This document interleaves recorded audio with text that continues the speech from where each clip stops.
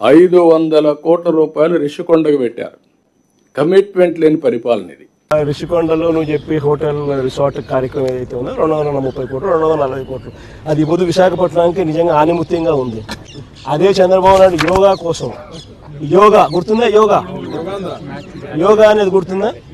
ఒక్కరోజు ప్రోగ్రామ్ యోగాకు ఖర్చు పెట్టింది 330 కోట్లు. కన్ఫర్మ్ నేను వస్తాను బాబు.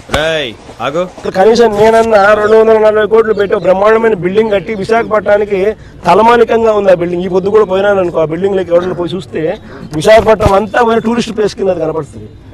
మోడీ గారు వచ్చినాడు అనుకో, పుతిన్ వచ్చినాడు అనుకో, లేదా రష్యన్ ప్రెసిడెంట్ పుతిన్ వచ్చినాడు అనుకో, ఎక్కడ పెడతారు? బ్రహ్మాండమైన రాజభవనం లాంటి బిల్డింగ్ అది 230 కోట్లు కట్టినందుకు మాన్యుమెంట్ అక్కడ తయారైంది. వేరే ఇక్కడ ఒకరోజు యోగా, ఒకరోజు 330 కోట్లు ఆవిరి, దాన్ని ఏమంటారు?